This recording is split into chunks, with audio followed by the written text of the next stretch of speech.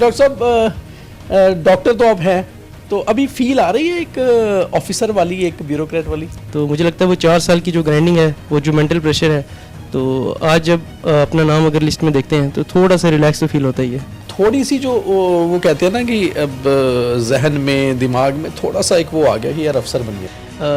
अभी तक तो ऐसा नहीं आया। अच्छा। और मैं चाहता भी नहीं कि आगे भी आए कभी, क्योंकि मुझे लगता है ग्रेटफुल रहना चाहिए और ग्राउंडेड भी रहना ही चाहिए, तभी बंदा आगे चल पाता है। एक और चीज़ है कि कहते हैं कि साधारण घरों के लड़के जब आगे आते हैं ना, दो चीज़ें होती हैं, या तो वो बहुत ज़्यादा मेहनत करते हैं, काम करते हैं, या फिर वो ना ईगो सिर पे ले लेते हैं। तो कौन से वाला रास्ता? अगर पब्लिक सर्विस करनी है तो ही प्रिपरेशन स्टार्ट करना, सिर्फ आप जो शोर शराबे के लिए या पॉपुलैरिटी के लिए नहीं आना। कोचिंग सेंटर्स या फिर जम्मू के बड़े बड़े कोचिंग सेंटर्स है ना, तो आपने अपने लेवल पे किया, वो कैसे पॉसिबल? और अगर आपको लगता है कि आप खुद से मेहनत करके आप अपना एग्जाम क्लियर कर सकते हो, तो मुझे लगता है पहले आपको खुद से ट्राई करना चाहिए, फिर उसके बाद कोचिंग भी जाना चाहिए। कि आपको लगता है कि वाकई में आज की जनरेशन की खुद से चीज़ें करके खुद से अपने गोल्स, टारगेट्स हासिल कर रही है? जो हमारी जनरेशन है वो एक तो डिफरेंट जो फील्ड्स हैं उनको भी ट्राई करते हैं, एक्सप्लोर करते हैं, और वो अपने इंटरेस्ट के अकॉर्डिंग जो है फील्ड चूज़ करते हैं। शायद मुझे लगता है पहले इतनी लिबर्टी नहीं थी। रिस्क भी लेते हाँ, और रिस्क तो लेना ही पड़ता है। मुझे लगता है अगर लाइफ में कुछ बड़ा करना है या अच्छा करना है आपके अपने अकॉर्डिंग, तो रिस्क तो लेना ही पड़ेगा। उसके पीछे किसी ना किसी हमारे परिवार के एक कंप्रोमाइज होता है, उन्होंने शायद अपनी लाइफ में कुछ कंप्रोमाइज किया होता है। कि पेरेंट्स ने बहुत कॉम्प्रोमाइज़ किए होते हैं, सेक्रीफाइस किए होते हैं, अपना कंफर्ट सेक्रीफाइस करते हैं, और फैमिली की सपोर्ट के बिना मुझे नहीं लगता कि कोई भी एक डिफ़िकल्ट एग्जाम को कोई क्लियर कर सकता है। डिसिप्लिन और फोकस होना अपनी चीज़ को लेकर, ये कितना ज़रूरी होता है? कोई भी फील्ड होगी, मुझे लगता है कि अगर आप कंसिस्टेंट और डिसिप्लिन नहीं है तो आप उसको अचीव करने में आपको 90% चांसेस है कि आपको बहुत डिफिकल्टी आएगी। जो बच्चे अभी तैयारी कर रहे हैं यूपीएससी की या बड़े एग्जाम्स को क्रैक करने की, उनके लिए एक क्या मंत्र आप देना चाहेंगे? मंत्रा तो मैं यही दूंगा कि एक जो सोर्स है उसी पे स्टिक रहना है, सोर्सेज को चेंज नहीं करना है बार बार, किसी के कहने पे तो फोमो पे नहीं जाना है बिल्कुल भी। और दूसरा, आपको कंसिस्टेंटली डेली मेहनत करनी पड़ेगी। हाँ, हर दिन अलग होता है, किसी दिन 6 घंटे पढ़ेंगे, किसी दिन 4, किसी दिन 8, किसी दिन 10 भी हो जाते हैं। तो मुझे लगता है कि आपको कंसिस्टेंटली पढ़ना है, डेली पढ़ना है, बट आप ये नहीं सोच सकते कि मैं 4 दिन पढ़ूंगा और 4 दिन आराम करूंगा। ऐसे कोई भी फील्ड में आप जाओ, वहाँ पे सक्सेस मिलना थोड़ा डिफिकल्ट हो जाएगा। ऑपरेशन सिंदूर के बाद जब पाकिस्तान ने पुंछ को निशाना बनाते हुए गोलीबारी की थी, तो उस समय वहां बालाकोट लाइन ऑफ कंट्रोल के सामने एक युवा वेटनरी डॉक्टर लोगों के साथ साथ पशुओं का भी इलाज कर रहा था, और साथ साथ मेहनत कर रहा था कि शायद अगले साल यूपीएससी क्रैक कर पाए। और ऐसा हुआ भी।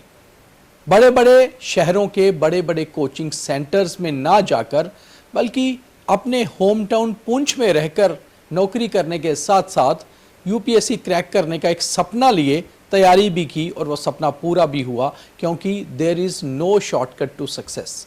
मेहनत तो करनी ही पड़ती है। और ऐसे ही हैं हमारे इस बार के सुपर 17 जिन्होंने यूपीएससी क्रैक किया, उसमें से एक डॉक्टर आकाश जग्गी, पुंछ के छोटे से टाउन से आने वाले एक स्कूल प्रिंसिपल के बेटे डॉक्टर आकाश ने एमबीबीएस किया और वेटनरी की तरफ गए। 1 साल नौकरी भी की और तीसरे अटेम्प्ट में यूपीएससी पास किया। बहुत मज़ा आया इनके साथ बातचीत कर जीवन के कुछ रियल पहलुओं पर नज़र डाली। तो आप भी देखिए इंटरव्यू, शेयर भी करिए, बहुत मज़ा आएगा। डॉक्टर आकाश जग्गी, यूपीएससी क्वालिफायर, और लगातार जैसे हम अब यूपीएससी क्वालिफायर्स के साथ बातचीत कर रहे हैं, तो ये चीज़ें पता चल रही हैं कि जो एक बहुत बड़ा हवा बनाया होता है यूपीएससी को, वैसा भी नहीं है। मगर हाँ, there is no shortcut to success. Hard work तो करना ही है, क्योंकि वो लाइफ का पहला मंत्र है अगर लाइफ में सक्सेस लेनी है। डॉक्टर साहब, डॉक्टर तो आप हैं, तो अभी फील आ रही है एक ऑफिसर वाली, एक ब्यूरोक्रेट वाली? पहले तो आपको थैंक यू, आपने टाइम निकाला। जी हाँ, अभी तो थोड़ा प्रोसेस करने में टाइम लग रहा है, कि क्योंकि आपके दिमाग में वो एक बैरियर रहता है कि शायद मेरे से होगा या नहीं होगा, और आपका 3rd अटेम्प्ट हो तो ऑब्वियसली आपको पहले से ही सेल्फ डाउट होता है। तो अभी तो प्रोसेस कर रहा हूँ मैं कि हाँ ठीक है, फाइनली अब आ गया है लिस्ट में। बट डेफिनेटली खुशी तो होती है, क्योंकि 2022 से मेरी ये जर्नी स्टार्ट हुई है। तो आज 4 साल हो रहे हैं कंप्लीट। तो मुझे लगता है वो 4 साल की जो ग्राइंडिंग है, वो जो मेंटल प्रेशर है, तो आज जब अपना नाम अगर लिस्ट में देखते हैं तो थोड़ा सा रिलैक्स तो फील होता ही है।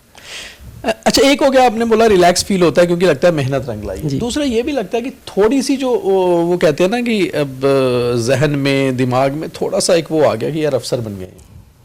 अभी तक तो ऐसा नहीं आया। अच्छा। और मैं चाहता भी नहीं कि आगे भी आए कभी, क्योंकि मुझे लगता है ग्रेटफुल रहना चाहिए और ग्राउंडेड भी रहना ही चाहिए, तभी बंदा आगे चल पाता है। क्योंकि अब ऑफिसर तो भगवान की दया से लास्ट ईयर ही बन गए थे जब वेटनरी डॉक्टर सेलेक्ट हो गया था, तो अभी तक मैंने कभी वो सोचा नहीं है, क्योंकि फादर ने भी हमेशा ये सिखाया है कि आपको ग्राउंडेड रहना है, क्योंकि सर्विस या ये सब तो 20-30 साल रहेगा। आपके फादर प्रिंसिपल थे हाँ जी, एजुकेशन डिपार्टमेंट में, हाँ जी, रिटायर हो चुके हैं अब। हाँ जी, हाँ जी। एक और चीज़ है कि कहते हैं कि साधारण घरों के लड़के जब आगे आते हैं ना, दो चीज़ें होती हैं, या तो वो बहुत ज़्यादा मेहनत करते हैं, काम करते हैं, या फिर वो ना, क्योंकि उन्होंने देखा होता है ना बड़े घरों के लड़कों की ईगो को, तो वो ईगो सिर पे ले लेते हैं। तो कौन से वाला रास्ता? सर मेरी तो यही, मैं चाहूँगा कि मैं कभी ईगो वाले रास्ते पे तो ना जाऊँ, थोड़ा ग्राउंडेड ही रहूँ, और पब्लिक सर्विस के लिए ही ज्वाइन किया था। और इसका क्रेडिट मैं अपने बड़े भाई को दूंगा, क्योंकि वो फर्स्ट थे फैमिली में जिन्होंने एडमिनिस्ट्रेटिव बड़े भाई सर्विस क्या करते हैं? वो अभी SDPO अनंतनाग अच्छा बल में है। अच्छा। वो KPS हैं 2020 बैच के। तो उन्होंने यही बोला था जब मैंने प्रिपरेशन स्टार्ट किया थी कि अगर पब्लिक सर्विस करनी है तो ही प्रिपरेशन स्टार्ट करना, सिर्फ आप जो शोर शराबे के लिए या पॉपुलैरिटी के लिए नहीं आना। तो मुझे लगता है शायद वही मैं मैसेज फॉलो करूंगा आगे लाइफ में भी, और कोशिश करूंगा कि पब्लिक सर्विस पे फोकस करूं, ना कि ईगो वैसे बढ़ाने। देखा जाए तो बेसिकली इलीट है UPSC इंडिया में, हमारी कंट्री का इलीट एग्जाम है, ब्यूरोक्रेसी में आप डायरेक्ट एंट्री होती है, मगर कहीं ना कहीं इस इलीटनेस के साथ साथ एक ग्लैमर भी है इसमें, ग्लैमरस है ना, कि आप एक ऑफिसर बनते हैं, आप IAS बने या IPS बने या IRS बने। आपको लगता है कि किस तरफ ज़्यादा रुझान होता है जो लोग तैयारी करते हैं? वो ये सोचकर करते हैं कि हम एक बड़ा ग्लैमरस फील्ड में जा रहे हैं, या वाकई में ये होता है कि हमने बहुत पब्लिक सर्विस करनी है? सर मुझे लगता है कि ये तो एग्जैक्ट रेशो तो कोई बता नहीं सकता, ये पर्सनल चॉइस है। और मुझे लगता है कि आजकल जो हमारी जनरेशन है वो पब्लिक सर्विस पे ज़्यादा फोकस करती है रादर देन ग्लैमरस जो इसका एस्पेक्ट है उस पर। बट मुझे लगता है सर हम लोगों को एज ए सोसाइटी, पेरेंट्स को, सोसाइटी को सिर्फ एक ही एग्ज़ाम को ग्लोरीफाई नहीं करना चाहिए। ये मैं पर्सनली मानता हूँ कि सिर्फ UPSC को ग्लोरीफाई नहीं करना चाहिए, हमें उन सभी सिलेक्टेड कैंडिडेट्स को इतनी इंपॉर्टेंस देनी चाहिए, चाहे वो मेडिकल फील्ड में हो, चाहे साइंटिस्ट हो, चाहे लॉ में हो, चाहे आर्म्ड फोर्सेज में जाएँ, कोई भी हो, सबको उतनी इंपॉर्टेंस देनी चाहिए ताकि एक सोसाइटी में ओवरऑल डेवलपमेंट हो। और पेरेंट जो है अपने बच्चों को हर फील्ड में इनकरेज करे, ना कि सिर्फ UPSC के पीछे उनको भगाएं। क्योंकि अभी हम देखेंगे, क्योंकि जब रिजल्ट आता है तो एकदम से सब जगह एक लहर आ जाती है UPSC की, बट फिर उसके बाद मुझे लगता है कहीं ना कहीं पेरेंट्स जो है वो प्रेशराइज करने लगते हैं। फॉर्चुनेटली मेरे पेरेंट्स ने कभी प्रेशराइज नहीं किया। अच्छा। बट कहीं लोग होते हैं, क्योंकि फादर प्रिंसिपल थे डॉक्टर आकाश, तो कभी उन्होंने जब आपसे घर पे डिस्कशन होती थी, आपके बड़े भाई भी थे, कितने बड़े हैं आपसे भाई ब्रदर आपके? 3 साल। 3 साल। तो घर पे डिस्कशन तो होती होगी कि करना क्या है, लाइफ में क्या बनना चाहते हो, तो उस समय मन में क्या सोचा हुआ था कि वाकई डॉक्टर बनने का सोचा था, या UPSC का कहीं बैक ऑफ माइंड था? जी 12th के बाद तो डॉक्टर बनने का ही होता है, जो भी मेडिकल रखता है उसको होता है कि MBBS लें। तो ये आपकी मतलब डॉक्टर बाय चॉइस थे? हाँ जी, हाँ जी। डॉक्टर तो अपनी मर्जी से ही थे, क्योंकि मेडिकल रखा था तो यही सोचा था कि आगे MBBS या वेटनरी साइंसेज जो भी हमें मिलेगी सीट जी। तो उसके बाद जब कॉलेज कंप्लीट हुआ, जब डिग्री कंप्लीट हुई, इंटर्नशिप में फिर जब भैया की सिलेक्शन हुई, उसके बाद फिर मुझे लगा कि पब्लिक सर्विस हम कर सकते हैं, अच्छा सोसाइटी में चेंज ला सकते हैं, तो एक बार ट्राई करना चाहिए। तो फिर उसके बाद ट्राई करना स्टार्ट किया और सब्जेक्ट्स में इंटरेस्ट भी मेरा बन गया, तो मुझे लगा कि मैं इसी में कंटिन्यू करूंगा। बट सेम टाइम मैंने सोचा कि एक प्लान भी होना चाहिए, इसलिए मैंने अपनी जो वेटनरी असिस्टेंट सर्जन की जो पोस्ट है उसके लिए भी प्रिपरेशन साइड बाय साइड रखी। अच्छा, एज ए वेटनरी डॉक्टर आपने 3 साल करीबन काम किया है? जी, अभी लास्ट ईयर ही मेरी अच्छा 1 साल ही है ना, तो वो कैसा एक्सपीरियंस रहा आपका? जी हाँ, पोस्टिंग मुझे होम टाउन मिल गई और बिल्कुल लाइन ऑफ कंट्रोल पे बालाकोट में। हाँ, बालाकोट मेंढर में मेरी पोस्टिंग है। और मुझे लगता है वो लोग भी वहाँ के बहुत अच्छे हैं, बहुत कोऑपरेटिव है जी। और मैं फॉर्चुनेट हूँ कि मेरे को अपनी होम डिस्ट्रिक्ट मिली। तो और वहाँ पे काम करते हुए तो ये तो रियलाइज़ हुआ कि आप किसी भी फील्ड में हो, अगर आप काम करना चाहो और लोगों की लाइफ में अगर इंप्रूवमेंट लाना चाहो तो आप ला सकते हो, चाहे वो वेटनरी हो, मेडिकल हो, इरिस्पेक्टिव ऑफ द फील्ड, तो आप काम अच्छा कर सकते हैं। अच्छा, अब जैसे आप UPSC क्लियर किया, आपसे अभी जब मैं बिफोर दिस इंटरव्यू हम बात कर रहे थे तो आपने एक बहुत बड़ी बात बताई कि आपने कोई कोचिंग नहीं ली, कोई जैसे एक बहुत बड़ा ट्रेंड ही बन चुका है कि यार अगर आपको UPSC क्लियर करना है तो या आपको कोई भी सिविल सर्विसेज क्लियर करना है तो आपको दिल्ली जाना है, फिर वो दिल्ली का राजेंद्र नगर के मशहूर कोचिंग सेंटर्स या फिर जम्मू के बड़े बड़े कोचिंग सेंटर्स है ना, तो आपने अपने लेवल पे किया, वो कैसे पॉसिबल हुआ? मतलब सोचा ही था यही कि खुद से ही करना है या फिर खुद से ही ठीक चल रहा था? जी, अब पहले तो अपने बड़े भाई से ही इंस्पिरेशन ली थी। अच्छा, उन्होंने भी कोई कोचिंग नहीं ली थी और यूट्यूब और गूगल को ही सहारा लिया था। और जो कोचिंग इंस्टीट्यूट है वो अपना कंटेंट कुछ जो है मंथली मैगजीन वगैरह वो फ्रीली अपलोड करते हैं वो, ठीक। तो वो कंटेंट तो सेम ही रहता है। तो भैया ने ट्राई किया कि मैं एक बार बिना कोचिंग के ट्राई करता हूँ तो क्योंकि वो भी सर्विस में आ गए थे, वेटनरी डॉक्टर बन गए थे वो भी। तो फिर लकीली उनकी सिलेक्शन हो गई, तो उनको लग गया कि अगर हम खुद से चाहें तो कर सकते हैं। फिर मैंने भी कहा कि कोचिंग की ज़रूरत नहीं है, और हम लकी हैं कि हमारे टाइम पे चैट जीपीटी भी है, तो हम अपना टाइम काफ़ी बचा सकते हैं यूट्यूब से, चैट जीपीटी से, गूगल से। तो फिर मुझे लगा कि कोचिंग मैंडेटरी नहीं है, बट मैं ये नहीं कहूँगा कि कोचिंग लेना गलत है। कोचिंग अगर आपको लगता है कि आपको गाइडेंस चाहिए, कुछ लोगों को गाइडेंस चाहिए होती है, वो खुद से नहीं कर पाते। अब मैं लकी था कि मेरे पास एक बड़ा भाई था जिसने जो इनको एक्सपीरियंस था, सबके पास भी पहले अटेम्प्ट में निकाला। हाँ जी। तो मुझे लगता है कि अगर कोचिंग लेना चाहते हैं तो ठीक है, ले सकते हैं, बट जम्मू में रह के भी आप कोचिंग कर सकते हैं। ऑनलाइन मीडिया आ गया आजकल, ऑनलाइन मीडियम से आप ले सकते हो। बहुत सारे यूट्यूब चैनल हैं, उनके प्लान आते हैं। बाकी आप ऑफलाइन भी ले सकते हो, और अगर आपको लगता है कि आप खुद से मेहनत करके आप अपना एग्जाम क्लियर कर सकते हो, तो मुझे लगता है पहले आपको खुद से ट्राई करना चाहिए, फिर उसके बाद कोचिंग भी जाना चाहिए। आकाश, आपके 2 अटेम्प्ट्स में आप क्लियर नहीं कर पाए, फिर आप तीसरे अटेम्प्ट में क्लियर किया। जब 2 अटेम्प्ट में क्लियर नहीं कर पाए तो तब कैसा फील हुआ रहा? ये लग रहा था कि यार अभी और अटेम्प्ट लूंगा, या लग रहा था कि नहीं हो पा रहा? तब तो जब फर्स्ट टाइम तो होता है कि चलो फर्स्ट टाइम था, नेक्स्ट टाइम ट्राई करेंगे। हाँ। जब सेकंड टाइम भी नहीं हुआ, सी सेट मेरे लिए हर्डल था, क्योंकि मेरा मेडिकल बैकग्राउंड था और वहाँ पे थोड़ा रीजनिंग और एप्टीट्यूड टफ आता था। तो मुझे लगा कि शायद ये मेरे लिए नहीं हो पाएगा, मेरे लिए बना ही नहीं है। तो मैं अपने जो सब्जेक्ट है, कोर सब्जेक्ट, उसी पे फोकस करता हूँ, इसीलिए मैंने वीएस की प्रिपरेशन स्टार्ट की। तो फिर मैंने इस टाइम जो है, मैंने कहा कि ठीक है, कोई बैगेज, कोई लोड नहीं था मेरे माइंड में, तो मैंने कहा जितना मेरी तैयारी है मैं उसी के साथ जाता हूँ, और ऊपर वाले का आशीर्वाद था और शायद डेस्टिनी में था, तो वो अच्छा, स्टेट के एग्जाम पे भी आपने ट्राई किया था? हाँ जी, मैं 2022 में ही पहला जेकेएस का अटेम्प्ट दिया था। उसमें मैं वहाँ इंटरव्यू तक गया था, बट फाइनल सिलेक्शन नहीं हुई थी। फिर उसके बाद सेकंड अटेम्प्ट दिया था, उसमें मेंस नहीं हुआ था, और अभी थर्ड था जिसमें मैंने इंटरव्यू दिया। जिस दिन जेकेएस का इंटरव्यू था उसी दिन यूपीएससी का रिजल्ट आया था, और मैं आफ्टरनून सेशन में मैं इंटरव्यू के लिए ही जा रहा था। उसी टाइम रिजल्ट आया था, तो मेरे किसी फ्रेंड ने बोला कि आपका नाम आ गया। तो फिर आपने अब छोड़ो, नहीं, अब तो हो गया। अपीयर तो होना था, अपीयर तो होना ही था, तो मैंने कहा अपीयर हो जाते हैं, फिर उसके बाद सोचेंगे बाकी। अच्छा, मतलब ये एक जनरल सवाल होता है, सभी मीडिया जब आप क्लियर करते हो तो जितने भी क्वालिफायर होते हैं सारे मीडिया वाले भी पूछते हैं कि आपको कैसा लगा, या वो तो बट ऑब्वियस है कि आप, जाहिर सी बात है, अगर आप पहाड़ चढ़ रहे हैं तो आपको लास्ट डेस्टिनेशन में पहुंच के अच्छा ही लगेगा। बट आपको लगता है कि एक, जैसे मतलब आप बिलोंग करते हैं पुंछ से, एक नॉर्मल फैमिली से, है ना, कोई बहुत ज़्यादा कोई गॉडफादर नहीं, कोई, उसने दोनों भाइयों ने खुद से मेहनत की। आपको लगता है कि वाकई में आज की जनरेशन बहुत एक तरह से बहुत पॉजिटिव थिंकिंग भी है कि खुद से चीज़ें करके खुद से अपने गोल्स, टारगेट्स हासिल कर रही है, और अपने पढ़ाई के दम पर, जो वाकई में बहुत अच्छी चीज़ है? हाँ, मैं मानता हूँ कि आजकल लोग जो है, जो हमारी जनरेशन है, वो एक तो डिफरेंट जो फील्ड्स हैं उनको भी ट्राई करते हैं, एक्सप्लोर करते हैं, और वो अपने इंटरेस्ट के अकॉर्डिंग जो है फील्ड चूज़ करते हैं। शायद मुझे लगता है पहले इतनी लिबर्टी नहीं थी, रिस्क भी लेते हैं। हाँ, और रिस्क तो लेना ही पड़ता है। मुझे लगता है अगर लाइफ में कुछ बड़ा करना या अच्छा करना आपके अपने अकॉर्डिंग, तो रिस्क तो लेना ही पड़ेगा। चाहे आप एंटरप्रेन्योरशिप की बात करें, या बिजनेस करें, या पढ़ाई की बात करें, रिस्क तो लेना ही पड़ेगा। और वो इतने कैपेबल हैं आज की जनरेशन कि उनको पता है कि उनके टेस्ट के अकॉर्डिंग उनको क्या चूज़ करना है। अच्छा, स्कूल में जब थे आप, थोड़ा सा आपकी बैकग्राउंड में चलते हैं, स्कूल में थे तो कैसे स्टूडेंट थे? बहुत इंटेलिजेंट थे, एवरेज थे, या नॉटी शरारती थे? स्कूल के टाइम पे टॉप 4 टॉप 5 के अराउंड ऐसे रहता था। 8 तक अपने स्कूल में तो फर्स्ट सेकंड आते रहते थे। उसके बाद स्कूलिंग पुंछ से ही हुई? हाँ जी, स्कूलिंग मेरी 10+2 तक पुंछ से ही हुई है। फिर उसके बाद 9th-10th में टॉप 4 टॉप 5 में आते थे। फिर 12th में तो ठीक रहा, अच्छे मार्क्स आए, वहाँ पुंछ में फर्स्ट सेकंड हाईएस्ट मार्क्स थे। तो बचपन से मदर का इसमें बहुत रोल रहा। अम्मा ने बहुत डिसिप्लिन रखा, और पढ़ाई के लिए वो बहुत ज़्यादा बोलते थे, तो शायद उन्हीं के एफर्ट्स का रिजल्ट है कि आज भी थोड़ा कर पाए। क्योंकि आपके फादर प्रिंसिपल थे, तो प्रिंसिपल साहब का रोल कितना रहा? मतलब थोड़ा सा स्ट्रिक्ट थे घर पे भी? जी हाँ, यहाँ मेरे केस में उल्टा है, मेरी मदर स्ट्रिक्ट थे, पापा थोड़े लीनियंट थे। और पापा को एक्चुअली जॉब के लिए बाहर ही रहना पड़ता था मोस्टली। कभी वो करगिल भी रहे हैं 3 साल, 3 साल डोडा भी रहे हैं एज ए प्रिंसिपल, तो वो इतना टाइम नहीं दे पाते थे। बट उनकी फाइनेंशियल और इमोशनल सपोर्ट तो थी, बट मदर का मेजर रोल मैं कहूँगा, क्योंकि वो पुंछ में भी जब थे पूरा टाइम उन्होंने अपना दिया, अपनी जॉब छोड़ी, हमें पढ़ाया। फिर उसके बाद जम्मू में भी हमारे साथ रहे वो, तो बहुत सारी उन्होंने लाइफ में अपने भी सेक्रीफाइस किए होंगे, कुछ ड्रीम्स, कुछ डिज़ायर्स। तो मुझे लगता है उनका एफर्ट है जो इसकी वजह से आज हुआ है। वैसे फैमिली तो हमारी बहुत स्ट्रॉन्ग सपोर्ट होती है, कोई भी चीज़ आपने अचीव करनी हो, पर आपको लगता है कहीं ना कहीं जब भी किसी परिवार का कोई बच्चा ऐसा एग्जाम क्रैक करता है या कोई अचीव करता है अपनी लाइफ में, कोई स्पोर्ट्समैन है या कोई आर्टिस्ट भी है, उसके पीछे किसी ना किसी हमारे परिवार के शख्स का, दूसरे हमारे भाई का, हमारे सिबलिंग का, स्पाउस का या पेरेंट्स का एक कंप्रोमाइज़ होता है। उन्होंने शायद अपनी लाइफ में कुछ कंप्रोमाइज़ किया होता है।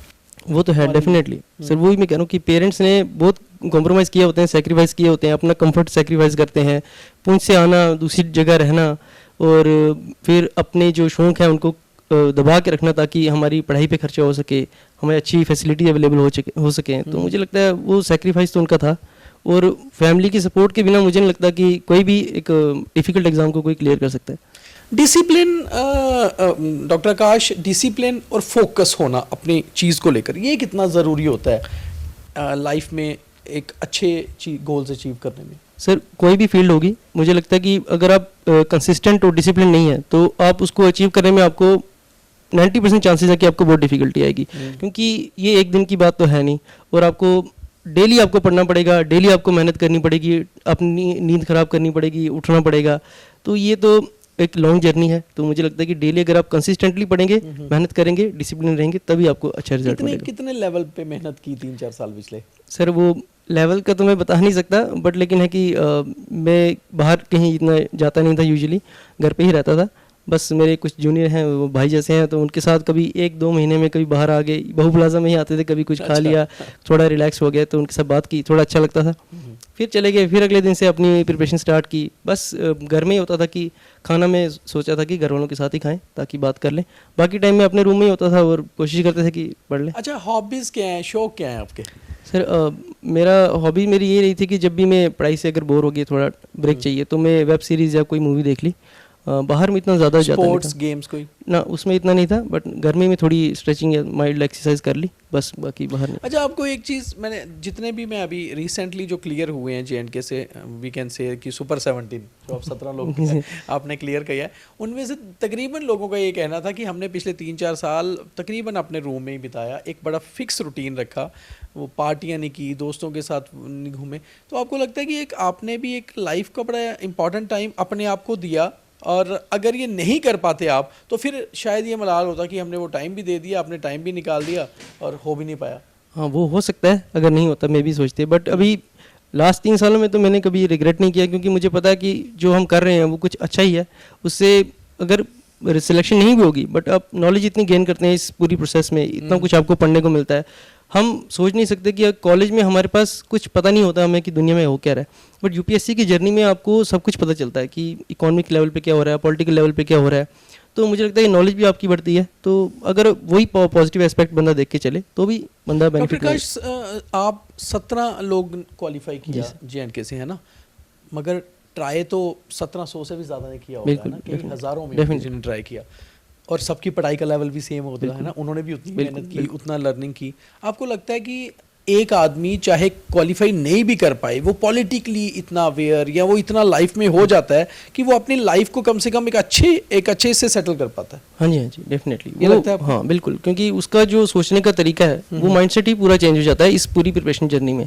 तो मुझे लगता है इसका ये पॉजिटिव साइड तो है, बट डेफिनेटली मैं चाहता हूँ कि हर बंदे के पास 1-2 अटैम्प्ट के बाद एक प्लान भी होना चाहिए, ताकि वो एंशियस या किसी भी तरह से डिप्रेस ना हो जाए, क्योंकि मेंटल पीस मुझे लगता है इस पूरी प्रोसेस में बहुत इंपॉर्टेंट है।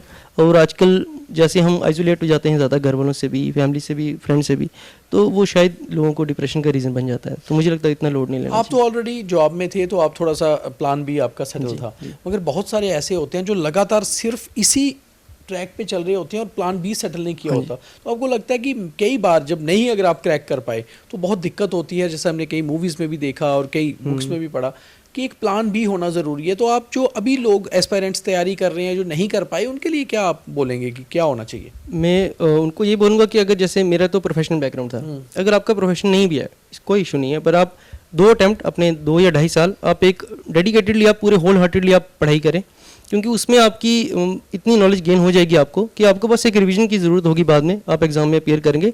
बाकी मैं वही कहता हूँ 80% आपके हार्डवर्क है, 20% आपका लक और डेस्टिनी है। तो अगर वो 20% आपके साथ दे गया उस दिन, तो आप आगे बढ़ जाएंगे।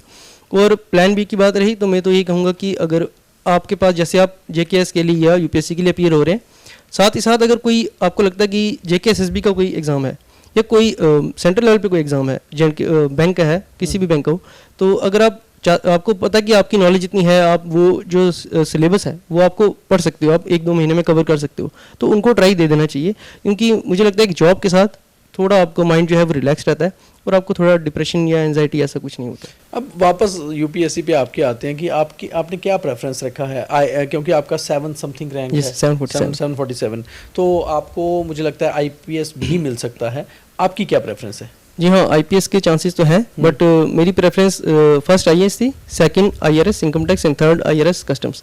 तो मुझे लगता है मोस्ट प्रोबेबली आईआरएस आईटी मिल जाएगा और मेरी प्रेफरेंस सेकंड यही थी, तो मैं खुशी हूँ कि मेरे को सेकंड प्रेफरेंस की। यूनिफॉर्म में नहीं जाना चाहते हैं?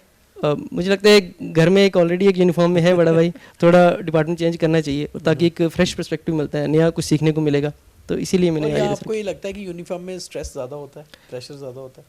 हाँ, ये तो एक्सेप्ट करना पड़ेगा कि वर्क लाइफ बैलेंस थोड़ा सा वहाँ पे थोड़ा डिफिकल्ट है, बट अगर आप पब्लिक सर्विस आप करना चाहें तो वो मन में कोई वो इशू नहीं होता है, क्योंकि जिसको अगर मन होगा कि मैंने पब्लिक सर्विस करनी है तो वो उसी के लिए ही प्रिपरेशन करता है। तो अगर बड़ा भाई या घर में पहले से कोई पुलिस में नहीं होता तो डेफिनेटली मैं सेकंड आईपीएस ही रखता, बट मुझे लगा एक फ्रेश पर्सपेक्टिव लेना चाहिए, नई फील्ड में पढ़ना चाहिए, सोचना चाहिए। डॉक्टर काश, वैसे तो हर आदमी के एक सीक्रेट डिज़ायर होते हैं, वो नॉर्मली डिस्क्लोज नहीं करना चाहता, पर फिर भी एक ड्रीम्स आपके होंगे कुछ की लाइफ में, जैसे महंगी गाड़ियों का शौक, बड़े घरों का शौक या दुनिया घूमने का शौक, तो क्या अब जैसे क्लियर कर चुके हैं, एक नई लाइफ में जा रहे हैं, क्या ड्रीम्स क्या हैं लाइफ के? घर का और गाड़ी का तो इतना ज़्यादा शौक है नहीं, तो जितना है ऊपर वाले ने दिया है मैं ग्रेटफुल हूँ उसके लिए, मैं सेटिस्फाइड हूँ। बट ये है कि मेरे को एक है कि अगर मेरे को टाइम मिले आगे जाके, मैं मेरा सपना है कि 12 ज्योतिर्लिंग में जाना चाहूँगा। अच्छा। और उसके बाद अगर कोई हिमालय में या कहीं पे मेरे को अगर पीसफुल जगह में थोड़ी देर अगर ठहरने का मौका मिले, या किसी अच्छे स्पिरिचुअल गाइड के अंदर में अगर मेडिटेशन या सीख पाऊँ साधना, तो वो मेरा एक है डिज़ायर कि कभी ना कभी। दैट इज योर इंटरेस्ट, आपका वो पार्ट ऑफ इंटरेस्ट है। जी। तो और साथ में अब दूसरी लाइफ पे आते हैं जो एक बड़ी इंपॉर्टेंट पार्ट होता है। नॉर्मली क्या होता है जब कोई यूपीएससी क्लियर करता है तो तकरीबन ये कहा जाता है कि जब वो मसूरी में ट्रेनिंग के लिए जाते हैं तो जब वहाँ से निकलते हैं तो एंगेज होकर निकलते हैं, क्योंकि पहले ही सेटलमेंट हो। तो आपने क्या सोचा था कि डॉक्टर बन के तो शादी अभी नहीं की है, तो ये सोचा था कि यूपीएससी क्लियर करके शादी करनी है, और उसमें भी कोई ड्रीम डिज़ायर है या फिर जैसे घर वालों की मर्जी होगी? नहीं सर, अभी तो वो सब नहीं सोचा। अच्छा। पहले तो अपने प्रोफेशनल करियर पे ही फोकस था, और मेरी जॉब भी 1 साल हुआ अभी लगी थी, तो मुझे लगा था कि अभी साथ में बड़े भैया की शादी नहीं हुई है। अच्छा। तो अभी मेरे पास एक बफर है। हाँ, तो मुझे लगता है जब तक उनका होता है उसके बाद हम सोचेंगे। और दूसरा इसमें अब आ जाते हैं कि मतलब नॉर्मली आप कैसे नेचर के हैं, मतलब स्वभाव कैसे है आपका? इंट्रोवर्ट हैं, एक्सट्रोवर्ट हैं, ज़्यादा मतलब क्या करना अच्छा लगता है? इंट्रोवर्ट तो नहीं हूँ मैं, एक्सट्रोवर्ट ही हूँ मैं हमेशा से, और बात करना अच्छा लगता है, लोगों से मिलना अच्छा लगता है। तो कॉलेज में भी मैं इंटरेक्ट करता था, पार्टिसिपेट करता था एक्टिविटीज़ में, तो मुझे लगता है कि अगर आप इंटरेक्शन करते रहेंगे लोगों के साथ तो आपका थोड़ा दिल खुश रहता है, तो मुझे वही अच्छा लगता है। अच्छा, जम्मू कश्मीर से आप बिलोंग करते हैं और जैसे आपकी प्रेफरेंस आईआरएस है, तो आईआरएस में तो काडर भी कोई नहीं होता। हाँ जी। आपको कहीं भी पोस्टिंग मिल सकती है। अगर कभी जम्मू कश्मीर में पोस्टिंग मिलती है और आप अच्छी पोजीशन पे आते हैं या पुंछ में, क्या आपको लगता है कि क्या बदलाव यहाँ आप कर सकते हैं या क्या होना चाहिए थोड़ा सा, जो आपको लगता है कि यार अगर मुझे यहाँ मौका मिला तो मैं ये चीज़ ज़रूर करूँगा? अगर जेएंडके में आऊँगा तो मुझे लगता है इससे अच्छी बात मेरे लिए क्या हो सकती है, क्योंकि अगर आप अपनी स्टेट में आते हैं तो एक फीलिंग होती है कि दिल में कि अपने लोगों के लिए कुछ करना है, तो वो हमेशा से रहता है। तो अगर यहाँ पे आया तो मैं चाहूँगा कि अगर मेरे डिपार्टमेंट में, मेरे ऑफिस में किसी भी तरह की कोई करप्शन ना हो, क्योंकि मुझे लगता है अभी भी सोसाइटी में बहुत ज़्यादा डीप रूटेड करप्शन है, और चाहे गरीब हो चाहे अमीर हो उसको बहुत सफ़र करना पड़ता है। एक छोटे से छोटे काम के लिए भी उसको लोगों की मिन्नतें करनी पड़ती हैं, कोई सिफारिश के लिए जाता है, कोई पैसा खर्चता है। मुझे लगता है कि मेरे ऑफिस में एटलीस्ट वो नहीं होना चाहिए, क्योंकि सिस्टम में चेंज ला पाऊंगा नहीं वो मुझे नहीं पता, बट एटलीस्ट हम खुद में और अपने आसपास चेंज लाने की अगर ट्राई करें तो मुझे लगता है कुछ बड़ा कर सकते हैं। तो वो यह रहेगा कि ट्रांसपेरेंसी हो, अकाउंटेबिलिटी। आपकी लाइफ में कोई ऐसा इंसिडेंस कभी हुआ जहाँ आपको करप्शन से जूझना पड़ा या सामने कोई ऐसी चीज़ हुई? अभी फॉर्चुनेटली मैंने तो कभी डील नहीं किया, बट ऑब्वियसली पेरेंट्स ने डील किया होगा, क्योंकि वही जो ऑफिशियल काम है उसमें जाते रहते थे। तो वही मैं चाहता हूँ, और हम देखते भी हैं इनडायरेक्टली, लोगों के थ्रू सुनते भी हैं। अभी करप्शन तो है, मैं चाहता हूँ कि वो ट्रांसपेरेंसी और अकाउंटेबिलिटी रहे, क्योंकि अगर वो नहीं रहेगी तो लोगों का जो ट्रस्ट है, पब्लिक ट्रस्ट है जो एडमिनिस्ट्रेशन पे, वो कभी नहीं आएगा। तो ट्रस्ट होना बहुत ज़रूरी है, तभी शायद कोऑपरेशन से हम डेवलपमेंट ला सकते हैं। अभी आप एक ऐसी पब्लिक सर्विस में आएंगे जहां आपकी डीलिंग शायद पब्लिक से हो भी या पब्लिक से ना भी हो, बट आपके पास डिसीजन लेने की बहुत सारी चीज़ें होंगी। बहुत बार ये कहा जाता है, जैसे आपने करप्शन का नाम लिया तो उसी हवाले से, कि बहुत सारे लोग, बहुत सारे ऑफिसर्स बहुत ऑनेस्ट होते हैं अपने काम में, मगर बहुत सारे ऑनेस्ट ऑफिसर ऐसे होते हैं जो ऑनेस्ट तो होते हैं मगर वो डिसीजन मेकिंग में बहुत वीक होते हैं। तो आपको लगता है कि कम से कम लोगों के काम करते रहना बड़ा ज़रूरी है, कि आपको जो जिम्मेवारी है, आप ऐसा ना हो कि आप एक जगह 2 साल के लिए सर्व करके जाएं और ढेरों फाइलें होल्ड पे रख के ही चले जाएं। तो एक डिलीवर करना बहुत ज़रूरी है। हाँ, बिल्कुल सही बात है, क्योंकि ये भी हम देखते हैं कि कई ऑनेस्ट लोग जो होते हैं वो काम इतना अच्छे से नहीं कर पाते हैं और काम पेंडिंग बहुत ज़्यादा हो जाता है। वो तो कॉमनली हमें देखने को भी मिलता है और उनकी एक क्वालिटी तो अच्छी है, हमें वो अप्रिशिएट करना चाहिए। और मुझे लगता है बट वही डिसीजन मेकिंग और अपना जो काम है उसको डेफिनेटली टाइम पे कंप्लीट करना बहुत ज़रूरी है, क्योंकि हमारी ऑनेस्टी को फ़ायदा ही नहीं पहुंच पाएगा पब्लिक को अगर हम उसको टाइमली डिलीवर ना कर पाए। क्योंकि अगर एक आदमी का काम जो 10 दिन में होना था, अगर उसको 3 महीने लग रहे हैं, चाहे आप ऑनेस्ट हो, तो उसका फ़ायदा नहीं है। तो मुझे लगता है कि टाइमली काम होना चाहिए और ऑनेस्टी के साथ होना चाहिए, ट्रांसपेरेंसी से होना चाहिए, तभी बेनिफिट लोगों को मिलेगा। जो बच्चे अभी तैयारी कर रहे हैं यूपीएससी की या बड़े एग्जाम्स को क्रैक करने की, उनके लिए एक क्या मंत्र आप देना चाहेंगे? मंत्रा तो मैं यही दूंगा कि एक जो सोर्स है उसी पे स्टिक रहना है, सोर्सेज को चेंज नहीं करना है बार बार, किसी के कहने पे तो फोमो पे नहीं जाना है बिल्कुल भी। और दूसरा, आपको कंसिस्टेंटली डेली मेहनत करनी पड़ेगी। हाँ, हर दिन अलग होता है, किसी दिन 6 घंटे पढ़ेंगे, किसी दिन 4, किसी दिन 8, किसी दिन 10 भी हो जाते हैं। तो मुझे लगता है कि आपको कंसिस्टेंटली पढ़ना है, डेली पढ़ना है, बट आप ये नहीं सोच सकते कि मैं 4 दिन पढ़ूंगा और 4 दिन आराम करूंगा। ऐसे कोई भी फील्ड में आप जाओ, वहाँ पे सक्सेस मिलना थोड़ा डिफिकल्ट हो जाएगा। और ऐसे में जब इतनी मुश्किल पढ़ाई करनी होती है, ईज आउट करने के लिए, जैसे आपने कहा वेब सीरीज़ देखते थे, music, web series, comedy serial, तो ऐसी चीज़ें भी ज़रूरी हैं लाइफ में। हाँ, डेफिनेटली अगर आप थोड़ा अपने माइंड को रिलैक्स नहीं कर पाएंगे तो आपके लिए अगले दिन पढ़ना मुश्किल हो जाएगा, क्योंकि आज तो आपने 10 घंटे लगा लिए, बट फिर नेक्स्ट डे आपका ब्रेन जो है वो थोड़ा फटीग आ जाता है। तो मुझे लगता है उसके लिए आपको रिफ्रेश करना पड़ेगा माइंड को। मेरे लिए वेब सीरीज होती थी कभी, या तो मैं स्पिरिचुअल पॉडकास्ट सुनता था। आजकल ये अच्छा है कि यूट्यूब में पॉडकास्ट बहुत आते हैं, बट उसमें मैं कोशिश करता था कि छांट के जो स्पिरिचुअल, जो जेन्युइन लोग हैं उनका ही सुना जाए, जो ऐसे डर क्रिएट करते हैं उनका नहीं। तो म्यूजिक सुनते हैं? म्यूजिक, हाँ, कभी इतना ज़्यादा शौक नहीं था मुझे ये था कि वेब सीरीज या पॉडकास्ट, बस ये। तो चलिए, एक बहुत से यंग और स्पिरिचुअल वीकेंड से एक स्पिरिचुअल यूपीएससी क्वालिफायर से बात करने का मौका मिला। बहुत अच्छा लगा, पूरा सुनिए, आप भी शेयर भी करिए, बहुत कुछ सीखने को आपको भी मिलेगा। बहुत धन्यवाद डॉक्टर आकाश से बात करने के लिए। दरअसल यूपीएससी में आईएएस और आईपीएस एक तरह से ग्लैमरस पोजीशंस होती हैं। लोगों को लगता है कि एडमिनिस्ट्रेशन में जाकर धाक जमाएंगे या फिर वर्दी पहनकर रोब जमाएंगे, मगर कुछ ऐसे भी होते हैं जो चाहते हैं कि हमें पब्लिक सर्वेंट बन के जनता की और देश की सेवा करनी है। इसलिए आईपीएस ना चुनकर वो चाहते हैं आईआरएस चुना जाए। और ऐसे ही हैं डॉक्टर आशीष जग्गी, जिनका आपने इंटरव्यू देखा, और साथ में एक मंत्रा दिया बाकी एस्पायरेंट्स के लिए कि अगर वाकई में जज्बा है कुछ करने का, तो ये मत सोचिए कि हमें ग्लैमर की तरफ जाना है, बल्कि ये सोचिए कि हमें अपना करियर बनाना है और साथ में जनता के लिए कुछ करना है। तो ऐसे ही एस्पायरेंट्स जो कुछ करना चाहते हैं, इस इंटरव्यू को ज़रूर देखें और शेयर भी करें। बहुत धन्यवाद। जय हिंद।